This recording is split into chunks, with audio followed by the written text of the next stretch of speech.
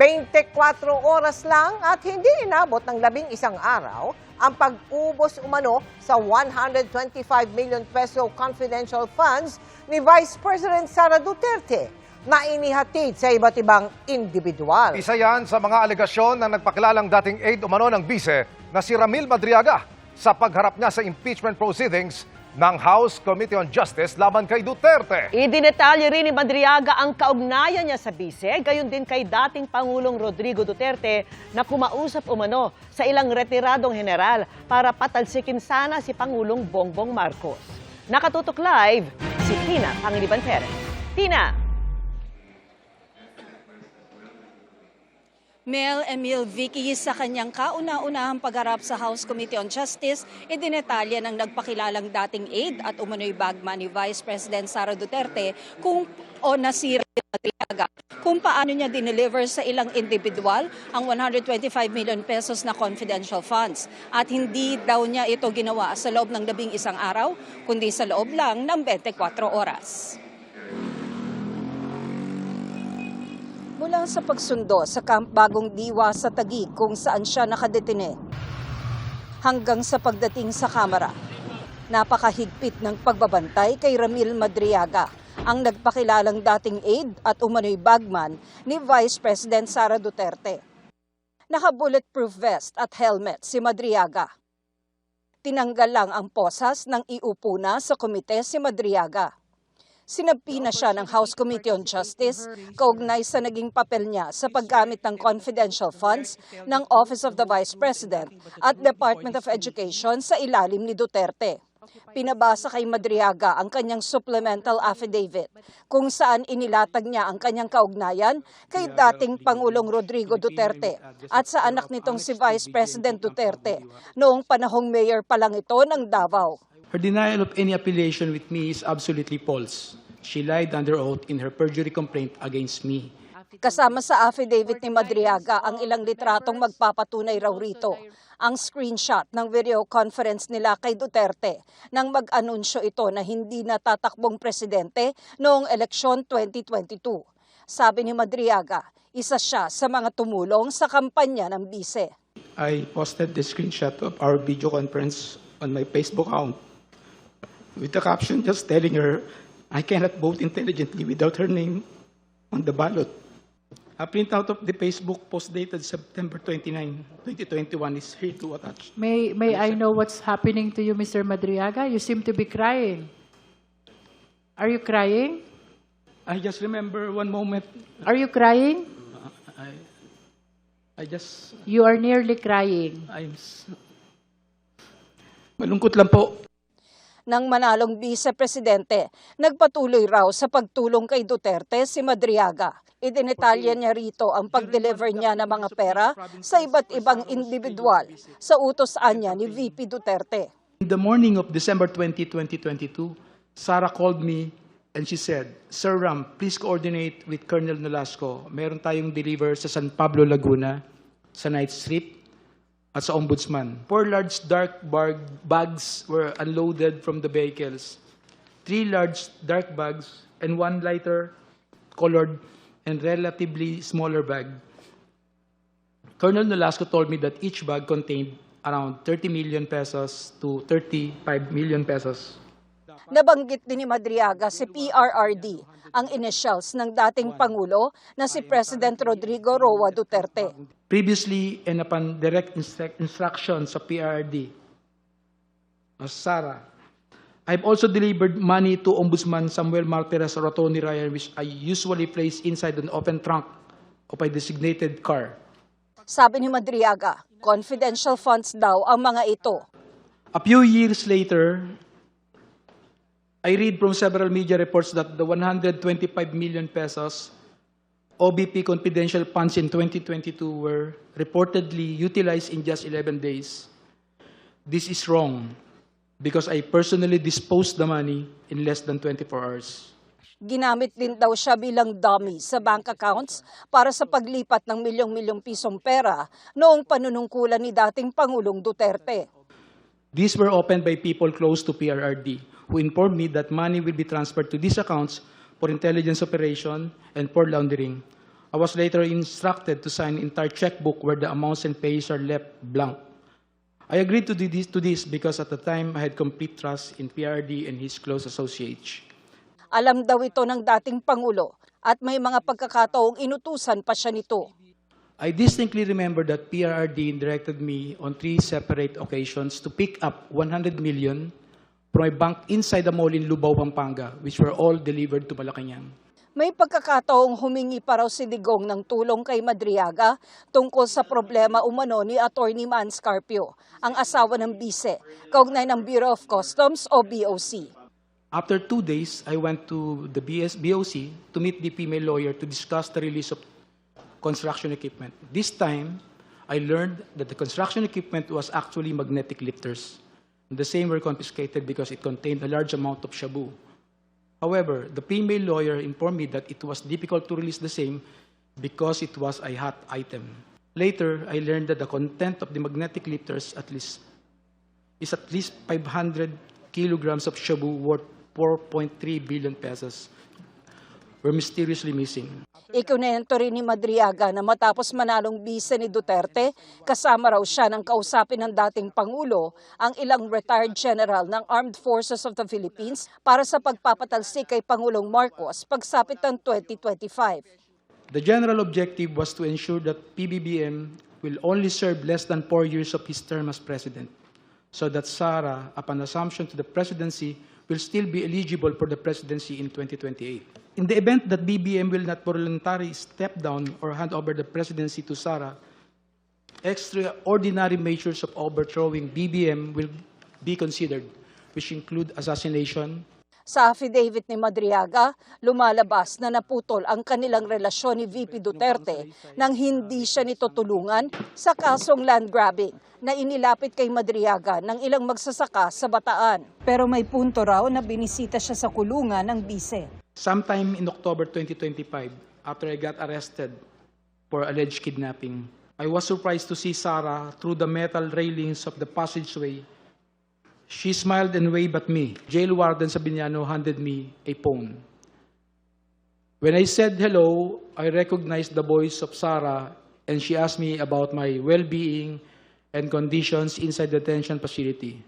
She was also apologetic for failing to do something or assist in my ongoing criminal case.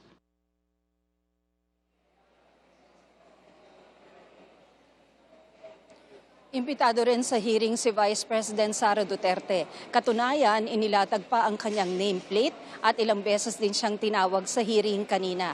Pero hindi po dumalo ang bise. Nandito naman yung kanyang abogadong si Attorney Michael Powa. Pero nilinaw ni Powa na nandito siya hindi bilang bahagi ng defense team ni Vice President Duterte, kundi sa bisa ng subpoena na ipinalabas ng House Committee on Justice sa kanya bilang dating opisyal ng DepEd. Vicky? Maraming salamat sa iyo, Tina Panganiban Perez. Hinihingan po namin ng reaksyon si Vice President Sara Duterte sa mga sinabi ni Madriaga. Dati na niyang itinanggi na nagtrabaho sa kanya si Madriaga at wala raw siya kailanmang iniutos dito na kahit ano. Bago pa ang pag-jogging at pag-jumping jacks ni Pangulong Marcos kahapon, may mga dating Pangulo nang gumawa ng kahalintulad na hakbang para raw ipakitang malusog sila taliwas sa sinasabi ng kanilang mga kritiko. Kasama na riyan ang ama ni Marcos na si dating Pangulong Ferdinand Marcos Sr. Pero ang tanong, bakit hindi na lang ipakita ng palasyo ang medical results ng Pangulo? Lalo't karapatan din ng publiko na malaman ang lagay ng kanyang kalusugan. Nakatutok si Sandra Aguinaldo.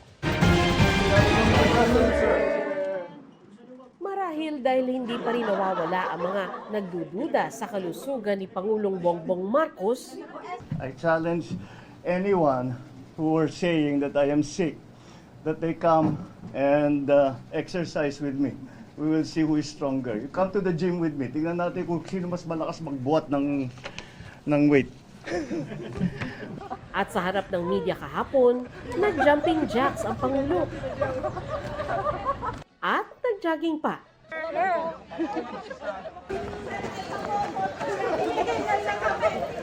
Importanteng usapin ang kalusugan ng pinakamataas na pinuno ng ating bansa. May probisyon pa nga sa saligang batas para dito na kung may seryosong sakit ang Pangulo, kailangang ipaalam sa publiko ang lagay ng kanyang kalusugan. Sa saligang batas natin, malinaw naman yung teksto na mayroon talagang responsibilidad ang Pangulo na mag-ulat sa mamamayan ukol sa kanyang kalusugan. No? Yung kalusugan ng Pangulo ay isang national security concern. Sa mga nakaraang administrasyon, napag-usapan din ang kalusugan ng nakaupong Pangulo. Noong 1984, panahon ng ama mismo ng presidente na si Ferdinand Marcos Sr., may mga lumalabas na ulat na meron siyang malubhang sakit at naoperahan.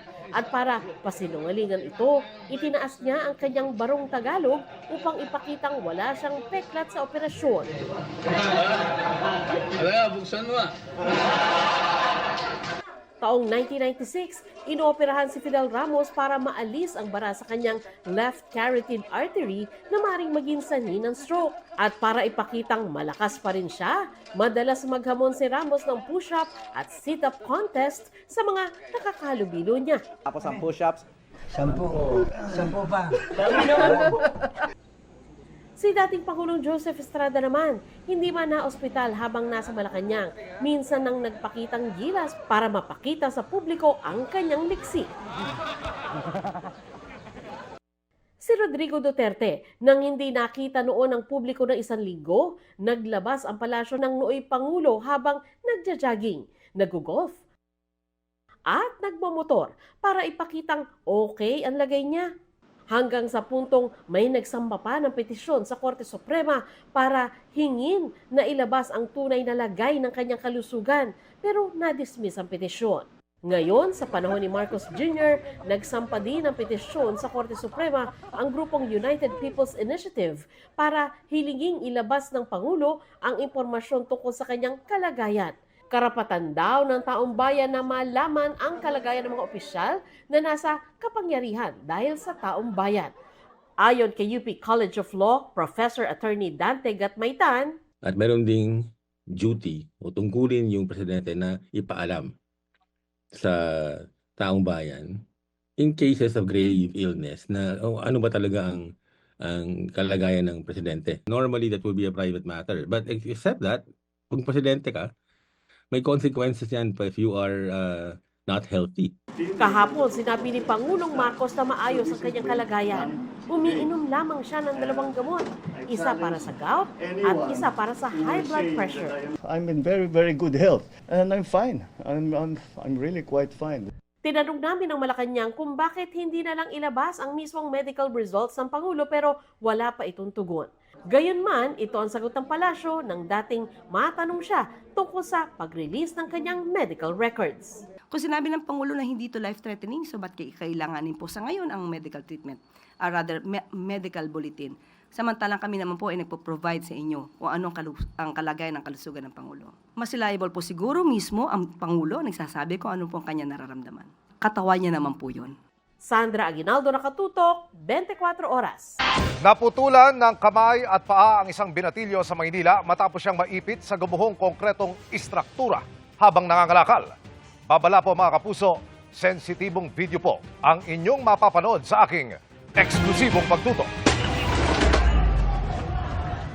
Kuha ito ilang saglit lang matapos gumuho ang isang konkretong istruktura sa Tondo, Maynila kahapon. Malinaw na malinaw. Makikitang nakatiwarik ang isang 17 anyos na lalaki habang nakaipit siya sa pagitan ng mga bumigay na konkreto. Sumaklolo ang mga residente.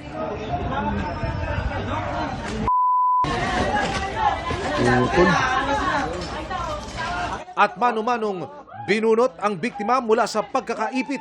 Kitang wala na siyang kanang kamay at kanang bintit hita. Binuhat siya ng mga kapitbahay.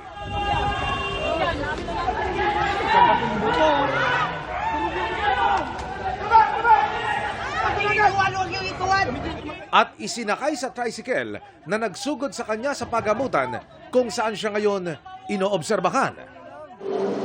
Binalikan namin kanina ang lugar ng pinangyarihan. 3-story po ito. Ito yung tumagilid. Dito ko naipit yung mga bata, yung mga biktima. Ayun ang itsura. Isa sa mga unang rumesponde si Jello na nagbigay sa amin ng video. Malakas. Oo. Opo. Tapos? Ayun na po, nakita ko yun. May bata na po dyan. Di ko kilala kung sino. Pero nung nakita ko, po. Ibig sabihin, yun na pala yung inaanak mo. Opo, ayun na po yun. Tapos yung tropa, yung mga kapitbahay, Ayun na po, nagtatingin na po. Tinulungan siya makalabas dyan. Nasa area ito ng New Antipolo sa Tondo, Maynila. Doon ho mismo yun. Doon po sa likod mismo. Oy, alika. Ano nangyari doon, Kuyang? Ano ko po yun, niligtas ko po yun ng kahapon po. Paano nyo ho niligtas? Ano po, nung bumagsak po, nakita ko po na nakaano po siya. Nakalambitin po. Oo. Ipit po na malalaking bato. Oo. Ginawa ko po, inakit ko po sa may taas. Okay. Inakit ko po yung mga nakadagan sa kanyang bato. Na-interview ko rin ang menor de edad na kasama ng biktima ng maganapang pagguho. Kung sa kulay berdeng structure na iyon, naipit ang biktimang si po ay kasama niyang nadaganan at sa kabutihan palad. Hindi naman ho siya napano, bagamat may mga sugat siya sa katawan. Pakikita ko po sa inyo. Pakilapit niyo yung camera. Ito, mga sugat. Ito, naipit ito. Tapos sa katawan din, meron. Ito ho. Okay. Ito, may sugat. Tapos sa katawan mo, meron din. Pero kamusta yung ulo mo? Ikaw ba'y tinamaan sa ulo? Okay na yan. Pa-x-ray na lahat. Ayon sa kanyang kasama, binalikan nila ng biktima ang dinemolish ng gobyerno ng mga bahay na ito sa tabi ng riles para tiktikin ang mga poste at kumuha ng bakal at iba pang kalakal nang biglang Hindi po namin akalain ganun mangyayari. Nagulat na lang po kami, bigla pong gumuho yung inaano na namin. nakalundag kaagad ang kasama ng biktima pero ang isa pang biktima. Siya po, tatalon po siya dapat. Sumabit po yung short niya. Kaya hindi na po siya nakawala dun sa biga na dumagan sa kanya. Kapwa nakakulong ang ama't ina ng biktima. Tanging siya ang bumubuhay sa mga kapatid niya sa pamamagitan ng paghahanap ng mga bakal at iba pang mapapakinabangan. Iniisip niya po yung panggas sa mga kapatid niya po. Siya po yung tumatay yung tatay niya. Sinabi na ho sa kanya. Sabi nga doon, huwag ko na kayong pumunta dyan kasi nga may hina na yung ilalim niyan. Kailangan niya pa ng pera. Ang isang concern, mga kapuso, ng mga kaanak, ni yun hong biktima na naputulan ng braso at ng binte, yun hong naiwang parte ng katawan ay naroon pa ho sa lugar ng pinangriyan. Magtutungo po tayo ngayon sa Manila Police District para personal na maiparating ang concern na ito ng pamilya ng biktima. Nakipag-coordinate ng MPD sa BFP para sa retrieval ng mga bahagi ng katawan na naiwan. Sa investigasyon, lumalabas na ang mayat-mayang pagtibag sa poste ng mga nangakalakal sa lugar. Ang ugat, kaya tuluyang gumuho ang istruktura. Yun ang nakikita nating dahilan doon kung bakit nag-collapse yung bahay na yon. No? Sabi nga natin na ito ay na-demolish na pero binabalik-balikan nila para makakuha pa ng mga mapapakinabangan. Pero nagkaroon ng aksidente. Ang Manila City Hall nangako rin ng tulong. Kung kami lang mo panggastos, hindi ho namin kakayanin. Kaya po, kailangan po talaga manawagan kami. Naputol ho talaga yung dalawang part ng niya para yung kanan. Yung bahagi ho yun, yung nawawalang braso at binte, pa po sa loob. Narito pa ho. Narito po sa lugar ng pinangyarihan mismo. Hindi pa po nakukuha. Patulungan lang po ang pinansyal sa gamot ng bata. Tsaka yung pang-araw-araw po sana. Emil Sumangil, nakatutok, 24 oras. Nagkakasakit na at hindi makauwi sa kani-kanilang tahanan ang ilang taga-Obando sa Bulacan. Ngayong abot na roon ang nakasusulasok na usok mula sa nasusunog pa ring Navotas Sanitary Landfill. At nakatutok si Dano Tingkungko. Mag-aapat na araw nang nasusunog ang matagal ng saradong Navotas Sanitary Landfill. Kita sa kuha ng drone kaninang hapon ang di matapos-tapos na pagnininga sa iba't ibang bahagi na mahigit 40 ektaryang dating tambakan. Pag-amin ni Mayor John Ray Tiangco ng puntahan ng landfill, hindi madali at komplikado ang tuluyang pag-apula ng sunog at pagsigurong hindi ito muling magliliyab. Kasi nagliliyab po yung ilalim po niyan. So kailangan po dito takpan ng soil, ng buhangin para walang oxygen na pumasok at hindi magtuloy-tuloy. Para po tayong nasa isla. So nandun na po yung buhangin, bababa na po natin. Hindi na makadikit pa kasi low tide. Pero pagbaba po niyan, tatakpan po ng buhangin itong mga affected areas. Mahalagang maapula ang natitirang apoy lalo't abot na ang usok nito sa ibang lugar tulad sa Ubando, Bulacan. Mahigit 300 taga-barangay sa Lambao ang nasa evacuation center pa rin. Langhap kasi sa kanilang mga tahanan ng nakasusulasok na usok ng landfill. Kami po ay nagkaroon ng mga ubo, yung mga hika, nagkasakit, tapos nagkaroon sila ng sa pananakit ng dibdib, masakit sa ilong, tapos sa mata mahapdi po. May asthma ko, hinika po ako dahil nalanghap ko po yung usok. Sumakit po ulo ko tapos hindi po ako makahinga. Buti na lang po may doktor kami dito. Hanggat maaari po, pinapaalalahanan po namin sila kung kaya pong manatili po sa kanilang tahanan, sundin po yung mga safety protocols. So talaga nahihirapan na huminga, maaaring magsadya po sa mga barangay health centers po natin. Namahagi na ng tulong ang Kapitolyo sa mga apektado. I asked the mayor and yun na nga, ngayon inaayos na nila at mala na malalaman natin kung ano magiging resulta dun sa pag-aayos nila at ginagawa na lang nila ng paraan. Hindi namin pwedeng pabalikin yun ng siyempre nandiyan pa yung usok at hindi pa tapos yung mga hindi pa patay yung mga apoy dun sa loob ng landfill. Tumutulong na rin umano sa pag-apula ng apoy ang San Miguel Aero City na siyang nagmamay-ari ng lugar kung nasaan ang landfill. Paglilinaw nito, hindi nito binuksan o pinamahalaan ang mismong landfill na siyang hawak umano ng kumpanyang Philippine Ecology Systems. Hindi pa umano nito ipinatutupad ang mga requirement para masara at ma-rehabilitate na ang lupa. Tugon nila yan sa naunang pahayag ng Philippine Ecology Systems na pinalayas kasi sila ng San Miguel kaya hindi nila natapos ang closure and rehabilitation ng isara ang landfill. Hinihingan pa namin ng komento ang Fileco sa bagong pahayag ng San Miguel. Dano Tingkong, Nakatutok, 24 Oras. Halos 180 milyong pisong halaga na mga imported na karne ang hinarang ng mga otoridad matapos mabulok habang ibinabiyahe. Ang mga yan hindi na pwedeng ibenta dahil hindi na ligtas kainin.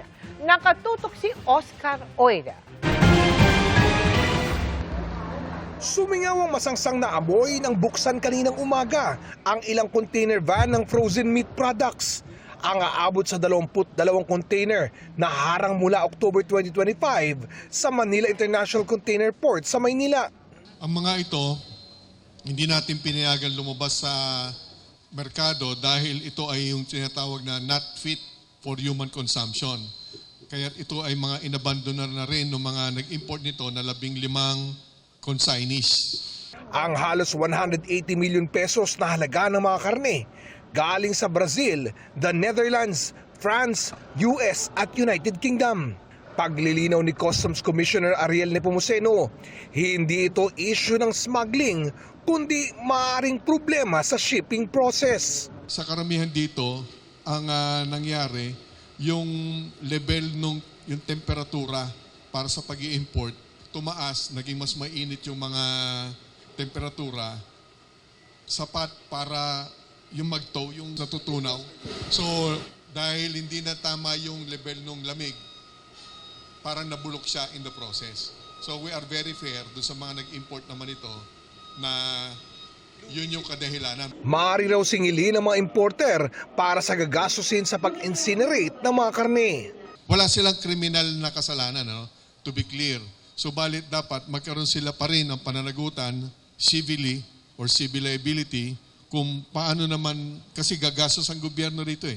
Hindi naman po pwedeng nagpasok kayo ng in-import ninyo, in this case, ng mga meat products, at nung ito ay hindi po pwedeng ipasa sa merkado, ibenta sa merkado, ay gobyerno naman ang mananagot. Oscar Oida, Nakatutok, 24 Oras. Good evening mga kapuso! Roller coaster of emotions ang naramdaman ng mga nanood sa premiere ng pelikulang Huwag Kang Titingin. Mismong mga bida, aminadong nagulat sila sa kinalabasan sa big screen ng kanilang mga eksena. Makichika kay Aubrey Carampel. Tilian, sigawan, takot, tawanan, at iba pa. Napuno ng ganyang mga emosyon at reaksyon ang sinihan sa premiere night ng GMA Pictures at Mentor Productions horror film na Huwag Kang Titingin. Present ang cast kabilang sina Sofia Pablo, Allen Ansay, Shuvi Etrata, Marco Massa, Michael Sager, Charlie Fleming, Anthony Constantino, Sean Lucas, Josh Ford, Kira Ballinger at iba pa na rumampa sa black carpet. Actually, nagulat po kami because the script was rewritten. Hindi siya ganyan nung sinut namin siya. Talagang pati kami sinurprise kami nila Sir Ice ng Mentork and GMA Pictures sa ginawa nila. Masaya rin ang iba pang cast sa feedback ng mga nanood. I'm happy that the people loved it. Hindi ko inakala yung horror pwede pala maging comedy. So, sana ma-feel din ng mga viewers natin dyan yung naramdaman namin while watching. Nakakatuwa lang po makita namin sa big screen yung pinagtrabahuhan namin. We got more than what we expected. Hindi lang takot yung nakuha namin sa audience namin. May pagka-comedy ng slides. Natutuwa ako kasi yun nga, sabi ni Kira, lahat ng mga reaction iba-iba. It's a horror movie but I hope it spreads the joy. Full support naman sa movie ang ilang Kapuso stars, kabilang ang ex-housemates ng PBB Collab 2.0. Wala, I'm just really impressed sa grabe yung performance ng cast, lahat-lahat, the production.